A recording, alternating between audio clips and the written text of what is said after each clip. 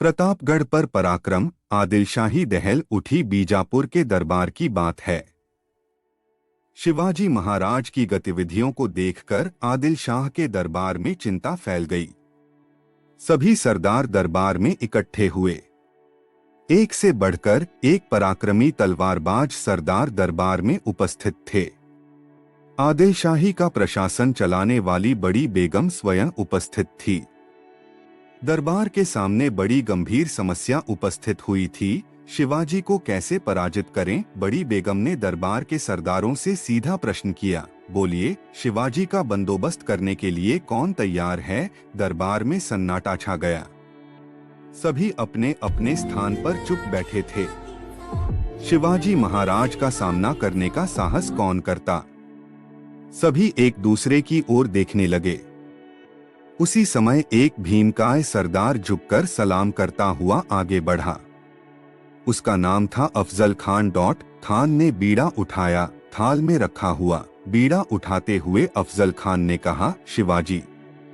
कहाँ का शिवाजी? या तो उसे जीवित पकड़कर मैं यहाँ लाता हूँ, अन्यथा उसे मारकर बीजापुर ले ही आऊंगा। अफजल खान बीजापुर का विख्यात सरदार था। वह बहुत शक्तिशाली था। लोहे की छड़ को हाथ से मोड़ देता था। अच्छे बुरे किसी भी ढंग से अपना काम करने में वह अत्यंत कुशल था।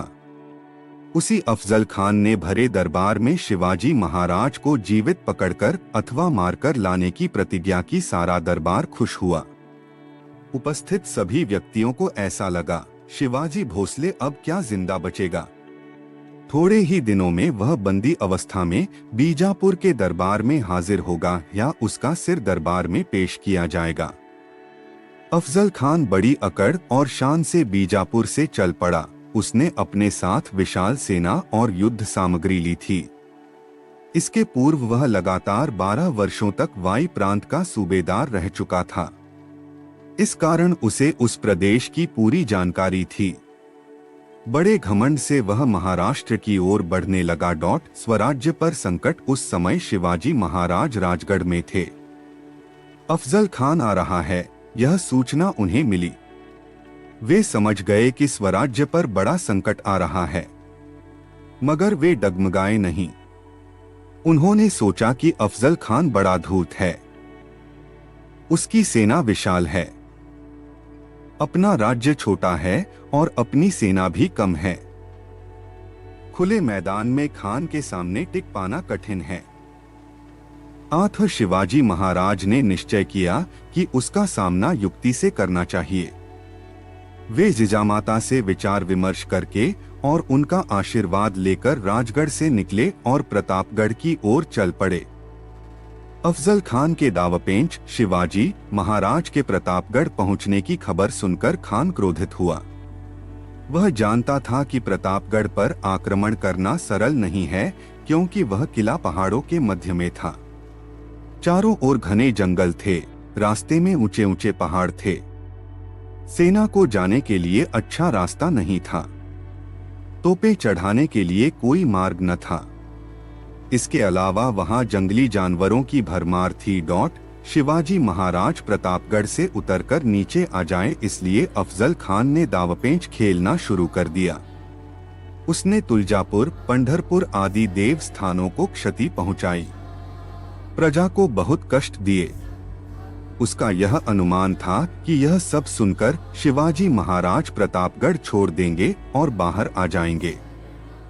शिवाजी महाराज खान के दावपेंच समझ गए। उन्होंने प्रतापगढ़ छोड़ा ही नहीं।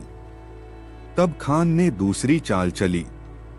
प्यार का नाटक करके उसने शिवाजी महाराज को यह संदेश भेजा, आप मेरे बेटे के समान हैं, हमसे मिलने आइए। हमारे किले वापस कर दो। आदिल शाह से कहकर मैं आपको सरदार का पद दिलाऊंगा। शेर को सवा शेर। शिवाजी महाराज ने जान लिया कि अफजल खान उनके साथ षड्यंत्र कर रहा है। वे सतर्कतापूर्वक व्यवहार कर रहे थे। उन्होंने खान को ही प्रतापगढ़ की तलहटी तक लाने का निश्चय किया और संदेश भेजा, खान साहब, मैंने आपके किले लिए हैं, मैं अपराधी हूँ, मुझे क्षमा करें। आप ही प्रतापगढ़ के नीचे मिलने के लिए आ जाइए। मुझे वहां आने में डर लगता है। शिवाजी महाराज का संदेश सुनकर अफजल खान हंसा।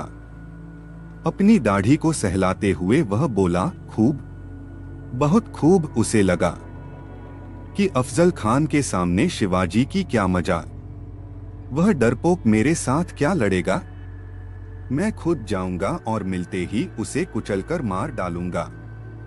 बस प्रतापगढ़ के नीचे शिवाजी महाराज से मिलने के लिए खान तैयार हो गया। भेंट निश्चित हुई। प्रतापगढ़ की तलहटी में मिलने की जगह निश्चित हुई। दिन समय सब निश्चित हो गया। तय हुआ कि भेंट के समय दोनों अपने साथ एक एक सेवक रखेंगे और दोनों के 10-10 अंगरक्षक कुछ दूरी पर खड़े रहेंगे। खान के लिए महाराज ने अच्छा रास्ता बनवाया। मिलने के लिए एक शानदार शामियाना तैयार करवाया। शिवाजी महाराज बड़ी सावधानी आंतरिक से काम ले शत्रुओं पर रहे थे। नियंत्रण। आंतरिक शत्रुओं पर नियंत्रण की अलग-अलग टुकड़ियां बनाई। शिवाजी महाराज के चारों ओर 12 मावल के मावले इकट्ठे हुए। क्या करेगा? इस शिवाजी महाराज जो कहते वे वही करते। पक्का बंदोबस्त किया मानते थे। कुछ सलाहकारों ने कहा कि खान धूर्त है तो स्वराज्य के लिए शिवाजी महाराज उससे मिलने के लिए न जाए, किंतु शिवाजी महाराज ने खान से मिलने का निश्चय किया। मिलने की तैयारी, मिलने का जिन्हें शिवाजी महाराज के कार्य से ईर्ष्या होती थी। समय शिवाजी महाराज ने देवी भवानी के दर्शन किए। शिवाजी महाराज के थोड़ी देर के बाद उन्होंने टोशा, खंडोजी और बाजी घोर पड़े नामक मराठा सरदार आदिल शाह की नौकरी में थे। आदिल शाह ने उन्हें शिवाजी महाराज के विरुद्ध भड़काया। सिर पर शिरस्त्राण प्रदेश में उन्होंने बड़ी फेटा बाला दी थी। बाएं हाथ की शिवाजी महाराज ने उनकी दाल न गलने दी। उसी हाथ की आस्तीन में कटार भगाया। फलटन के बजाजी नाक निकालकर शिवाजी महाराज के साले थे। इस प्रकार शिवाजी महाराज को मिलने के विरुद्ध लड़ना पड़ा। फिर भी निम्बालकर घराने के अन्य बाहर खड़े शिवाजी महाराज के साथ रहे। शिवाजी महाराज ने उनसे शिवाजी महाराज के सुपे पर नामे उनका एक रिश्तेदार संभाजी मोहिते था। भवानी माता हमें यश देने वाली शिवाजी महाराज के विरोध में कार्रवाई हुआ तो आप धीरज मत खोना। शिवाजी महाराज ने संभाजी राजा में जाकर उसे बंदी बना लिया और उसे कर्नाटक राज्य में भेज दिया। स्वराज्य को महाराज कर्तव्य के आगे रिश्तों को नहीं मानते थे।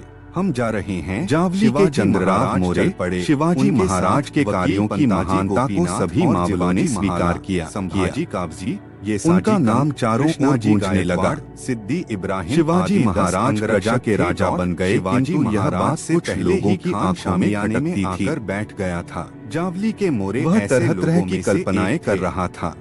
मोरे जावली बगल में बड़ा सैयद नाम का उसका हथियार की जागीर रायगढ़ से कोयना घाटी तक शिवाजी महाराज और अफजल बीजापुर के आदिल शाह के जागीरदार थे। वह पट्टा चलाने में आदिल शाह ने उन्हें चंद्रराव की उपाधि दी थी। महाराज शामियाने के जावली में बड़े घने जंगल थे। बड़ा सैयद को देखते ही दिन में भी सूर्य की किरणों का प्रवेश नहीं होता था। खान ने महाराज के वकील से पूछा, शिवाजी राजे आदर जंगली जानवर रहते थे। वकील ने कहा, मोरे बड़ा सैयद मतलब बात का जाल ही थी।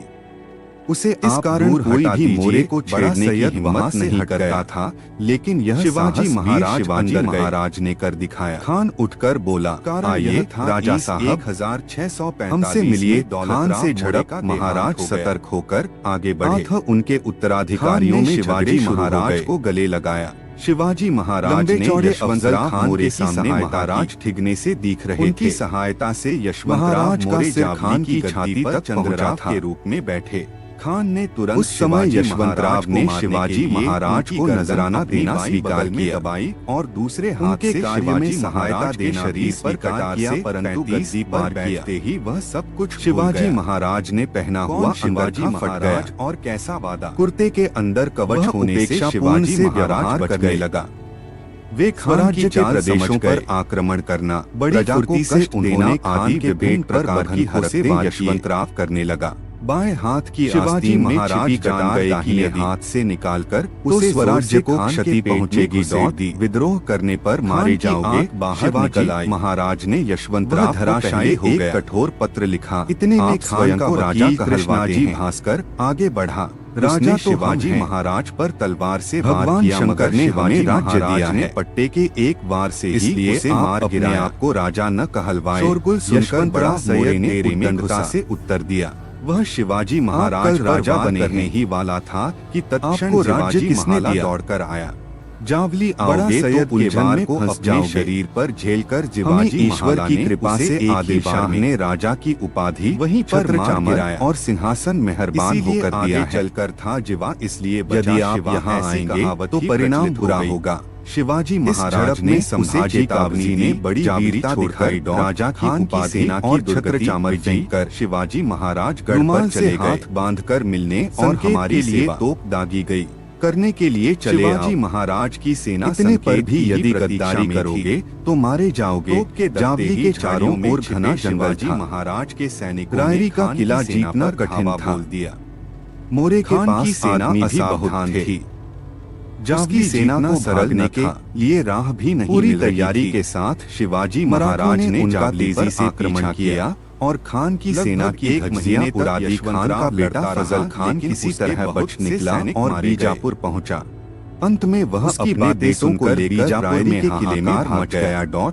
शिवाजी महाराज ने जावली को जीत लिया और रायरी को देखते शिवाजी महाराज ने रायरी के किले को घेर लिया। शिवाजी महाराज का नाम यशवंतराव 3 महीने तक पूरी शक्ति के साथ पराक्रम की रहा। सह्याद्री की घाटियों में आत्मसमर्पण करना पड़ा। रायगढ़ किला जावली की विजय बड़ी महत्वपूर्ण थी।